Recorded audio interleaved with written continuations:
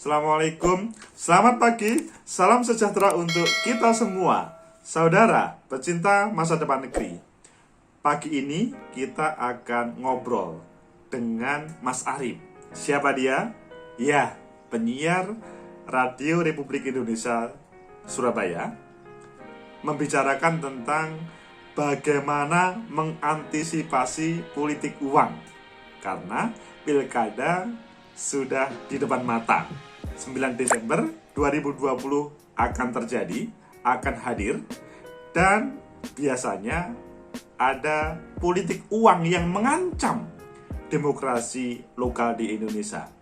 Ayo kita ikuti, simak, dan bisa berpartisipasi dalam dialog yang bagus ini. Akan korupsi dan merugikan masyarakatnya. Karena itu kita harus bahas. Padahal pilkada sudah tinggal sebentar lagi lah, kurang dari 1 bulan ya, 9 Desember 2020. Kita akan bahas hal tersebut bersama dengan pakar politik dari Universitas Negeri Surabaya atau UNESA. Ada Bapak Agus Mahfud Fauzi yang sudah bersama dengan kita nih. Pak Agus Mahfud Fauzi, selamat pagi, assalamualaikum. Selamat pagi, waalaikumsalam Mas Arif. Kabar sehat, kabar baik Pak Agus? Alhamdulillah sehat Mas Arif. Iya, alhamdulillah banget. Pak Agus, ini kan sudah tinggal 1 bulan kurang begitu ya, 1 bulan kurang 2 hari tentu. Kita masih belum mendapat informasi sih Pak terkait dengan politik uang, tapi Anda melihatnya bagaimana Pak dalam dinamika politik pilkada serentak termasuk juga di Surabaya soal politik uang ini Pak? Iya, politik uang adalah hal yang dilarang secara regulatif, jadi sebetulnya dasarnya tidak diperbolehkan seseorang melakukan politik uang.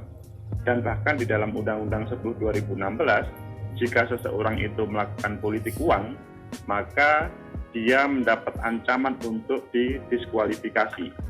Jadi seorang calon kalau dia melaksanakan politik uang ketika terjadi terstruktur sistematis dan masif, minimal dilakukan dari separuh kecamatan yang ada, meskipun dia terpilih, maka dia tidak jadi dilantik dan akan digantikan yang kalah.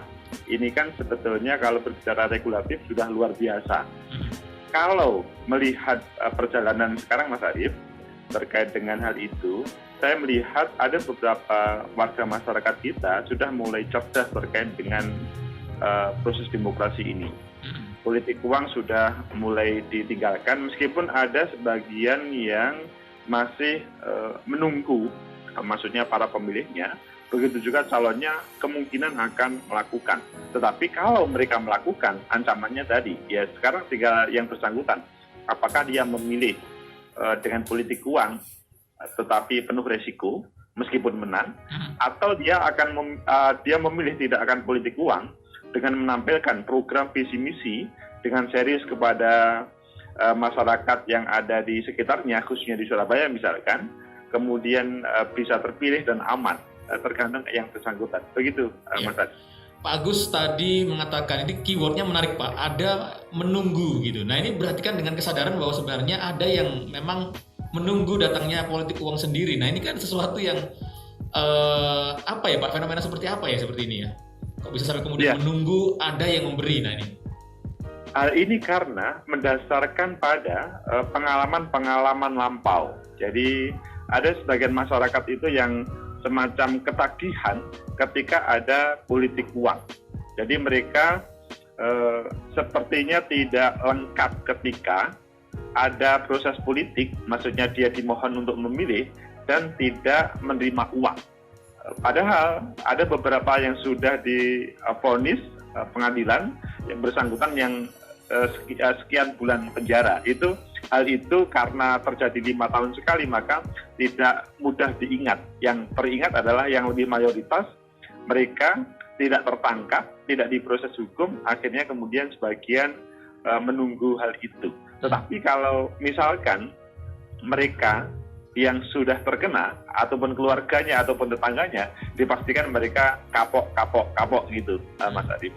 Oke, karena itu yang juga disebut-sebut sebagai problem masalahnya Pak, di mana aktor intelektualnya tidak tertangkap, hanya pelaksana di lapangan saja yang kemudian yang bagi-bagi, yang kerap kali diproses, padahal sebenarnya ada otaknya begitu. Ini yang menurut Anda apakah juga termasuk persoalan yang belum tuntas ini Pak Agus?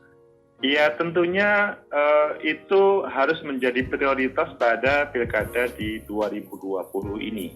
Saya yakin teman-teman Bawaslu, ya Surabaya ataupun Bawaslu di tempat lain, mereka akan menampilkan proses penegakan hukum yang lebih serius. Dalam artian, khusus tema hari ini adalah tentang politik uang.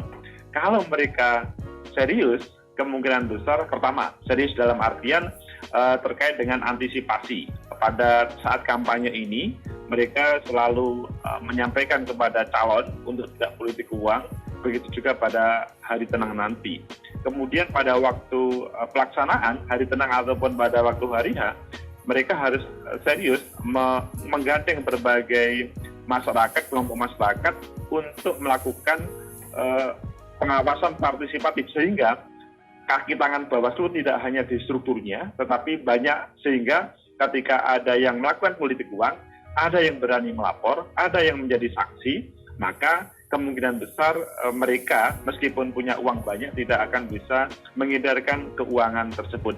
Kemudian yang ketiga adalah ketika memang ada, harus ditegakkan benar. Maka saya yakin hal itu tidak akan terjadi, tidak akan terulang lagi. Pada tahun ini bisa terselesaikan, dan pada tahun-tahun selanjutnya itu pasti akan berpikir ulang kalau akan melakukan. Tetapi sebaliknya, kalau teman-teman Bawaslu agak kendor, kemungkinan besar ya politik uang akan masih berjalan. Masyarakat sebetulnya tidak menginginkan terkait dengan politik uang menjadi terpaksa menerima. Ya, ada sebagian yang menunggu, tetapi sebagian yang terpaksa menerima karena sepertinya tidak lengkap terkait dengan proses politik tanpa politik uang. Begitu, Mas Adi. Tapi ini menarik Pak, bahwa Bawaslu memang menjadikan masyarakat atau memposisikan masyarakat sebagai good citizen begitu ya, memposisikan masyarakat sebagai kontrol roda pemerintahan dengan keterlibatannya ikut mengawasi. Sejauh ini Anda melihat Bawaslu sudah melakukan itu Pak atau belum? Saya melihat dan relatif sering berkomunikasi dengan teman-teman Bawaslu di berbagai tempat. Mereka ingin mengajak seluruh warga menjadi bagian dari proses pengawasan ini.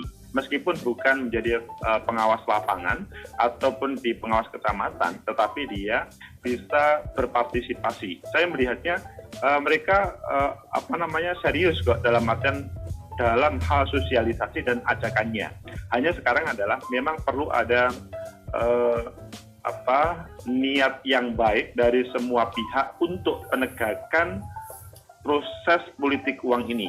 Kalau memang semuanya ingin pemimpin yang terbaik, maksudnya dia akan mengendalikan 5 tahun ke depan, tidak membahayakan terkait dengan APBD dan APBN, maka penegakan oleh Bawaslu ini harus dilakukan, dan saya yakin teman Bawaslu bisa melakukan, kecuali mereka kemudian ada yang beberapa yang masuk angin, begitu. Iya. Tapi kan ini butuh semacam pendidikan politik ya Pak ya, sebagai pondasinya begitu. Artinya sebelum sampai pada action untuk mengawasi kan harus ada pemahaman dan pendidikan politik untuk masyarakat dulu. Ini bagaimana Pak?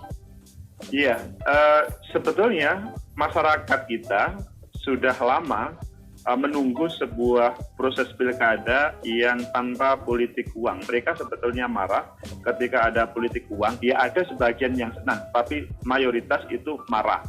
Nah, terkait dengan pendidikan politik itu pada menuju 9 Desember 2020, teman-teman Bawaslu sebetulnya sudah melaksanakan seoptimal mungkin. Saya melihatnya mereka selalu menampilkan agenda kegiatan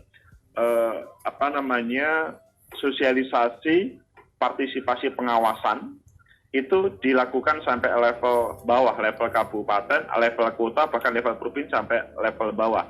Dan sekarang ini saatnya action, jadi tidak cukup pada tataran sosialisasinya. Action, ada politik uang, langsung dilaporkan, tentunya tidak cukup pada penyelenggaranya saja. Kalau misalkan ada masyarakat Surabaya, Jawa Timur, bahkan seluruh Indonesia menemukan satu yang melakukan politik uang, dilaporkan aja. Dan nanti teman-teman Bawaslu akan memproses. Kalau misalkan yang bersangkutan itu benar, maka menjadi sebuah pendidikan politik yang luar biasa, akan menjadikan demokrasi luar biasa. Tapi kalau tidak, maka hal ini juga sebagai pembelajaran kepada para partisipan pengawasan untuk lebih hati-hati dalam proses laporan siapa yang melakukan politik uang. Begitu Mas Ari. Oke. Pak, tapi sebenarnya apakah politik uang itu selalu berkaitan dengan uang, Pak? Ataukah sebenarnya hal yang tidak sifatnya uang tapi fasilitas atau hal-hal lain itu juga bisa dikatakan sebagai politik uang? Pasti tidak. Jadi berbicara politik uang itu yang berhubungan dengan materi tentunya, yang tetapi dihubungkan dengan harapan calon untuk memilih dirinya dengan penawaran atau iming-iming materi tersebut, baik uang ataupun harta-harta atau benda-benda yang hal itu kemudian bisa dikalkulasi seperti uang gitu. Dan hal ini kalau dibiarkan, yang menjadikan bahaya adalah nanti ini sang calon akan mencari pengganti dari APBN APBD dengan apapun namanya. Begitu Mas. Jadi kalau ada pavingisasi misalnya suatu daerah begitu dipaving oleh calon, itu patut disebut sebagai politik uang ya Pak ya?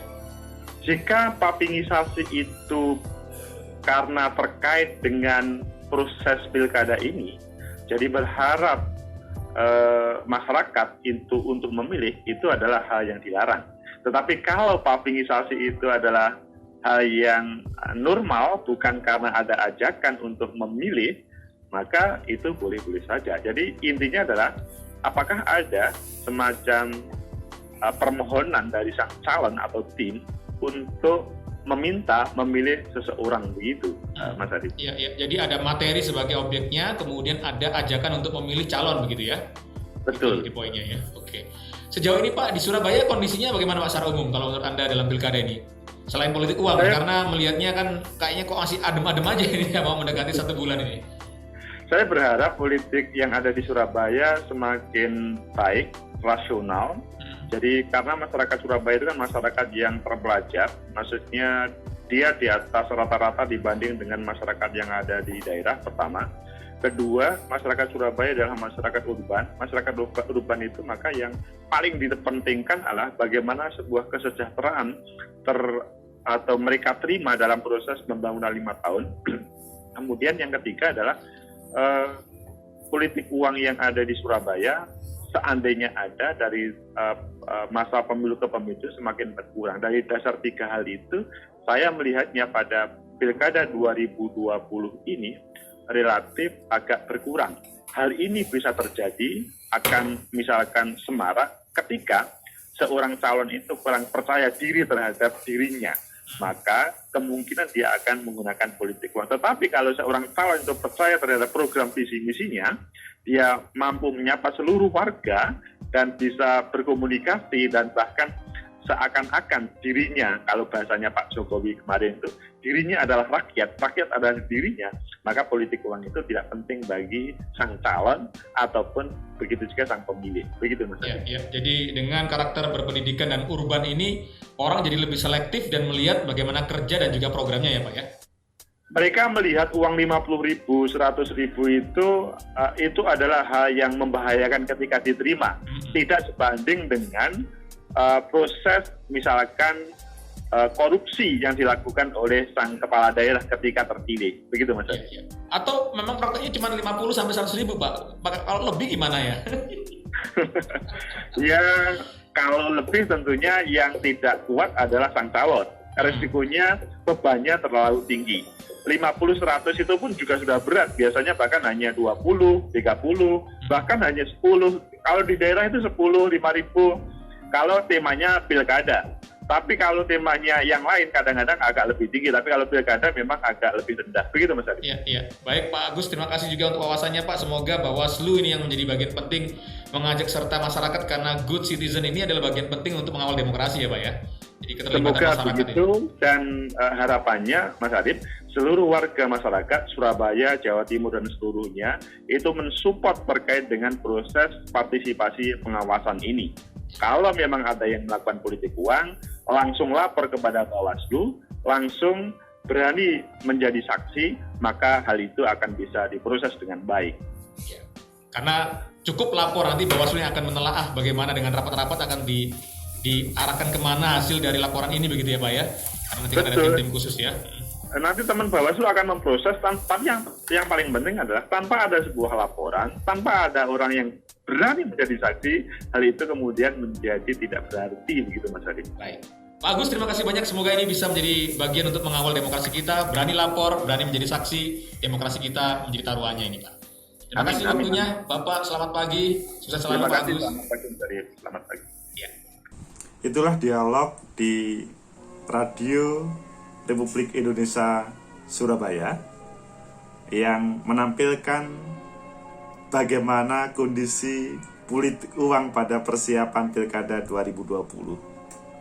Mas Arif bisa mengkorek luar biasa mendalam, dan akhirnya dialognya cukup bisa mengupas banyak hal terkait dengan politik uang.